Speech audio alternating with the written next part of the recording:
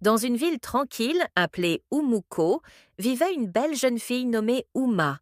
Elle était admirée par tout le monde dans le village, et des hommes de tous les coins du pays venaient la demander en mariage. Personne ne pouvait nier sa beauté, sa peau éclatante, son sourire radieux et ses yeux doux faisaient d'elle le sujet de conversation de la ville. Mais peu importe le nombre d'hommes qui la demandaient en mariage, Uma ne pouvait pas dire oui. Au lieu de cela, elle préférait passer du temps avec eux, pour ensuite les renvoyer une fois qu'elle en avait fini. Ce n'était pas parce qu'elle ne voulait pas d'amour. Uma avait un secret profond, qu'elle ne pouvait partager avec personne, sauf ses deux meilleurs amis, Uzo et Kene. Elle leur faisait entièrement confiance et leur confiait ses difficultés. Uma avait quelque chose en elle, quelque chose qui la rendait agitée. Elle ne pouvait pas passer une journée sans être avec un homme. Ce n'était pas qu'un seul homme. Parfois, il y en avait même 10 en une seule journée. Ce n'était pas parce qu'elle le voulait, mais parce qu'elle le devait. Il y avait un feu en elle qu'elle ne pouvait pas contrôler. Depuis qu'elle avait 15 ans, Uma ressentait une étrange brûlure dans son corps qui la rendait agitée. Elle a commencé à rechercher des hommes pour calmer le feu. Mais quoi qu'elle fasse, ce sentiment ne disparaissait jamais. À 25 ans, le problème s'était aggravé. Elle ne comptait plus le nombre de fois où elle avait cherché de l'aide, mais personne ne savait comment l'aider. Uma avait couché avec presque tous les hommes de sa ville parce qu'elle avait un feu très intense entre les jambes qui avait besoin d'être constamment assouvi. Uma avait profondément honte. Elle avait même payé des hommes pour être avec elle, juste pour apaiser sa brûlure intérieure, mais rien n'y faisait. Elle se couchait dans son lit et pleurait, se demandant pourquoi elle était maudite par ces terribles secrets. Elle ne voulait pas partir de cette façon, mais il semblait impossible de s'arrêter. Ses parents n'avaient aucune idée de ce qui arrivait à leur belle-fille. Ils faisaient souvent pression sur elle pour qu'elle se marie en disant « Uma, tu es si belle, pourquoi ne t'installes-tu pas avec un homme gentil ?» Mais Uma ne pouvait pas leur dire la vérité. Comment expliquer qu'un seul homme ne lui suffirait jamais? Comment se marier alors qu'elle avait besoin de plusieurs hommes chaque jour?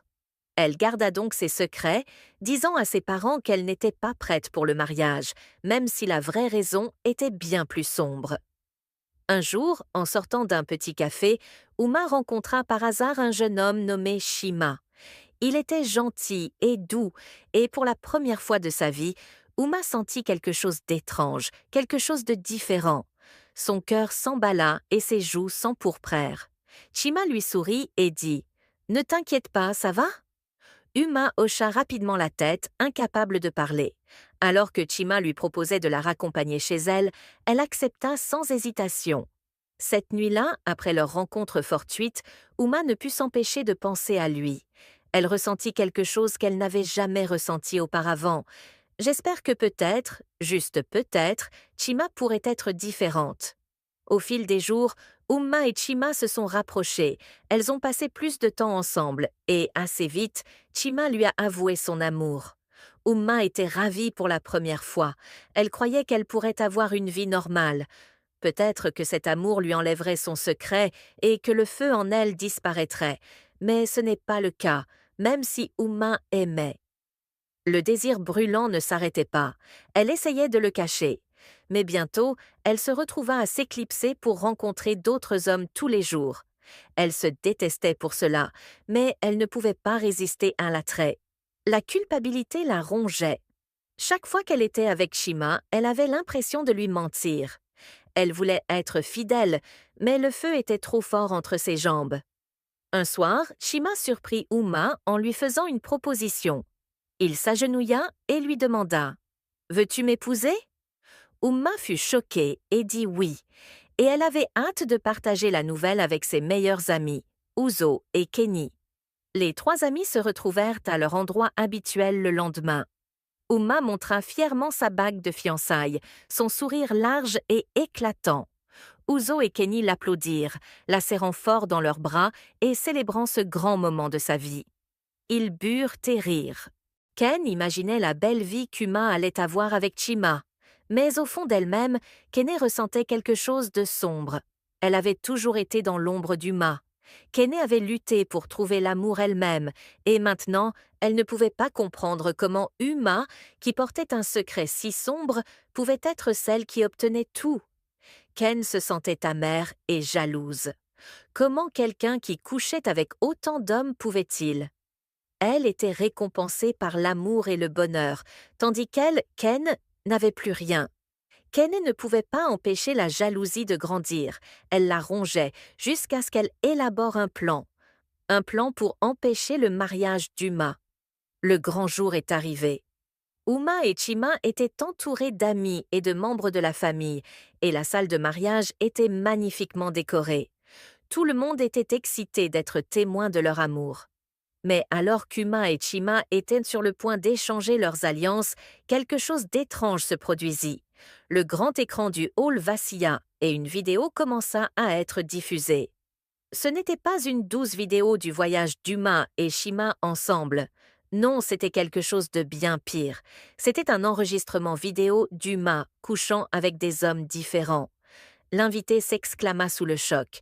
Alors que le son de leur voix emplissait la pièce, le secret d'Uma était dévoilé à la vue de tous. Le visage de Chima pâlit. Il n'arrivait pas à croire ce qu'il voyait. Uma resta figée, ses paroles s'écrasant autour d'elle. Les murmures dans la pièce devinrent plus forts et Uma pouvait sentir le poids des jugements de chacun. Chima ne dit pas un mot. Il sortit du couloir, laissant Uma derrière lui. Uzo courut après lui, pleurant et le suppliant de l'écouter. Mais il était trop tard. Chima avait trop chaud. Il partit, laissant Uma là, brisée et seule. Uzo se précipita rapidement aux côtés d'Uma, l'aidant à monter dans une voiture et la ramenant chez elle. Uma pleurait de manière incontrôlable, se demandant comment sa vie en était arrivée là. Elle savait que son secret la détruirait. Mais elle n'aurait jamais pensé que cela se passerait ainsi. Les jours qui suivirent furent remplis de douleur et de regrets. Le cœur d'Uma souffrait pour Chima, mais elle savait que la dure vérité était difficile à affronter. Elle ne pouvait plus vivre avec son secret. Elle avait besoin d'aide, d'une vraie aide, pour faire face au feu intérieur. Vous devez vous demander qui avait diffusé cette vidéo le jour du mariage d'Uma. C'était Kene son amie, celle à qui elle confiait ses secrets. Kene a en fait pris un enregistrement secret d'Uma avec d'autres hommes et l'a diffusé sur l'écran le jour de son mariage, juste pour mettre fin au mariage, tout cela à cause de l'envie et de la jalousie. Uma ne savait pas que Kene était impliquée. Elle traitait toujours Kene comme une amie et une sœur. Kene a continué à mettre le feu aux poudres dans la relation de Chima et Uma. Elle cherchait différentes manières d'attirer l'attention de Chima. Elle se dit « Puisque j'ai réussi à détruire la relation entre Chima et Uma, je pense que je peux avoir Chima pour moi toute seule. Pourquoi une femme qui couche toujours avec beaucoup d'hommes épouserait-elle ce bel homme et moi, Ken, je ne le peux pas?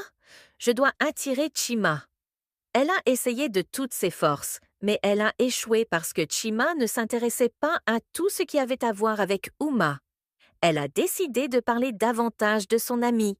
Uma, de son côté, a décidé de chercher de l'aide professionnelle. Elle a trouvé un médecin spécialisé dans le trouble dont elle souffrait et, petit à petit, grâce à la thérapie et au traitement, elle a commencé à guérir. Ce n'était pas facile, mais Uma savait qu'elle devait se battre pour sa vie. Un jour, après plusieurs mois de guérison, Uma a reçu une lettre de Chima. Il lui expliquait pourquoi il était blessé par ce qui était arrivé.